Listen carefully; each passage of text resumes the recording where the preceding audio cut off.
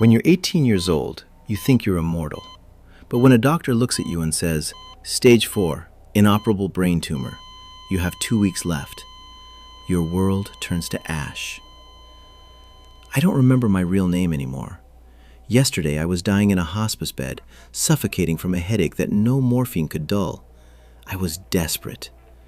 That's when I found a hidden thread on an anonymous image board. A black banner with neon text. Is your body failing? Don't let your mind vanish. M&D Digital Salvation Project. Full consciousness upload into an eternal virtual paradise. Prototype headset delivery, $1. Do it before it's too late. When you have days left, you'll believe in anything. I clicked order. I had nothing left to lose. The package arrived within hours. A heavy, faceless headset made of dark industrial plastic, wrapped in loose, tangled wires that smelled like burnt rubber. I plugged it directly into the wall. My vision was already failing, spinning with bloody blind spots. I put it on. Only a crooked sticker on the side. M&D Test Launch.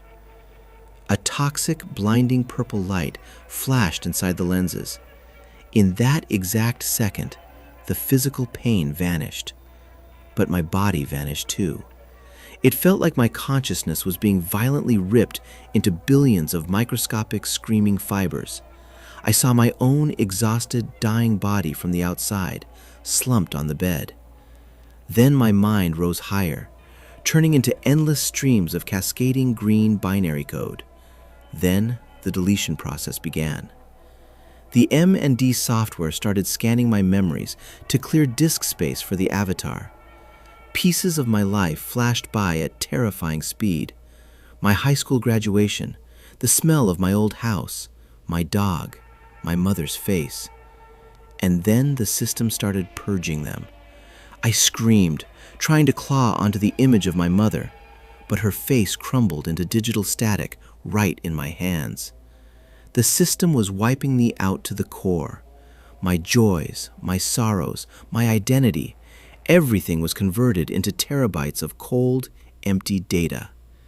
I became a digital ghost flying through fiber optic cables into a manufactured void. I opened my eyes. The terminal headache was gone, but when I tried to stand, I lost my balance and crashed down. I looked at my hands and froze in pure, suffocating horror. My pale skin and hospital IV bruises were gone. Instead, I saw skinny, jointless plastic stick arms ending in massive, cartoonish, four-fingered white gloves. I was forced into a blood-red jester costume. I frantically clawed at my head. My eyes were huge, hard glass marbles spinning loosely inside a hollow, doll-like face. No nose, no mouth, just a static painted line. I tried to scream, but instead of human words, a high-pitched, distorted, cartoonish pub sound glitched out of me. Somewhere in the background, a low-fidelity, distorted laugh track played out of nowhere. I was a blank slate, trapped in a toy shell. Attention! Fresh pixels detected in Sector 4. Welcome, new organic entity, to the Eternal Playroom Simulation. A proprietary space with zero physical ailments, zero biological death, and absolutely no exit sequence integrated into the source code. Your past identity files have been permanently corrupted. Make yourself comfortable.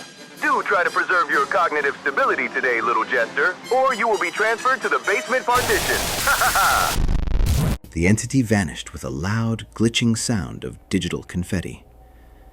I was left alone in the middle of a massive neon arena that smelled faintly of ozone and old, damp plastic. Suddenly, from behind the oversized geometric props, they crawled out. The other anomalies trapped in this simulation. The first one to approach me looked like a mannequin roughly wrapped in dirty burlap and sewing threads. Where her right eye should have been, a massive, rusty black button was crudely stitched into the fabric. A thick, dark fluid resembling black machine code slowly seeped from beneath the seams. Don't scream. I am called the Stitch. Don't let your code spike or the system will flag you. We have all survived the harvest. Calm down. Behind her, stepping out from a shadow that didn't match the lighting, was an impossibly tall, emaciated purple creature with long, twitching rabbit ears. It had a completely smooth, featureless plastic face, except for a jagged, carved smile slit. Rusted surgical scissors hung from its loops. Look at that. Another terminal patient traded his meat suit for a jester skin. I give him 48 hours before his logic loops fail and he goes completely hollow. Call me the long-eared analog boy. Welcome to the infinite loop. In the corner, huddled against a floating pastel cube, sat another entity in the exact same jester outfit as mine. She was rocking back and forth violently, her glass eyes spinning in opposite directions, muttering a frantic loop. It's just an unoptimized VR engine. I'm still in the clinic. I'm going to wake up. Just force quit the program. Her system is failing. She's trying to recall her human name, but the server sandbox overwrites it every hour. If you lose your core variables, you corrupt, and then you abstract. I backed away, my plastic limbs clicking loudly against the artificial turf. I had a tumor, I forced out, my voice track glitching with that awful cartoon overlay. The advertisement promised a cure. It promised a new life. A cure?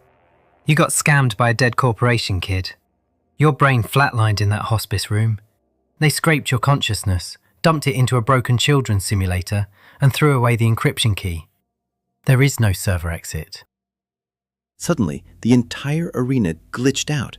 The ground dropped, and we fell into a massive, psychedelic maze built from giant, decaying toy blocks.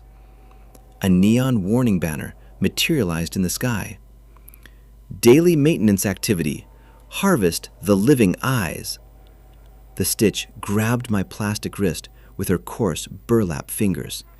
Stay close, she hissed. The Conductor has initiated the server cleanup. If we don't finish the task before the timer hits 0, the asset geometry will literally melt us down. Around us, out of the neon fog, horrific anomalies began to crawl. They were wet, hyper-realistic human eyeballs, skittering on twitching, mechanical spider legs. The long-eared kicked one with a bored sigh, and it burst into a cloud of screaming green code. We ran through a non-Euclidean maze where walls turned into ceilings and gravity inverted every few seconds. I watched the jester girl almost slip into a pixelated abyss where giant rusted server gears were grinding, but I managed to yank her back by her collar. We finished the harvest just as the maze began to violently collapse into static noise. The simulation spat us out at the farthest edge of the arena, right against the boundary wall.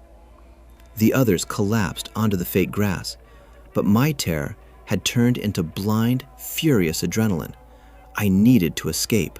Now. I ran toward the boundary. I threw myself against the colorful fabric of the circus tent. As my plastic hands hit the surface, it began to crack, tearing open and dissolving into raw binary text.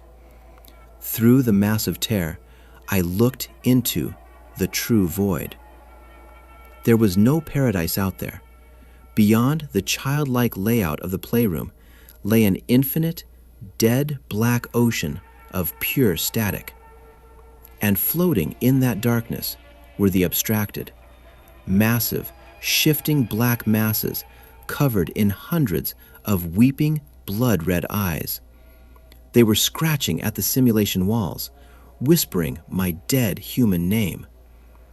Dying of cancer in that hospital room felt like a mercy compared to the eternal psychological hell waiting for me here if my code destabilizes. Right then, a sharp, familiar vibration echoed directly inside my mind. A pixelated prompt materialized in my field of vision. Tumor removed. Core logic unstable. The conductor will delete your sector if he detects a system anomaly. Locate the hidden door marked exit. You have 10 minutes. Run. Across the black screen, giant, bleeding red numbers began their countdown. 0759, 0758. And from the shadows behind me, the distorted, deafening laugh track started playing.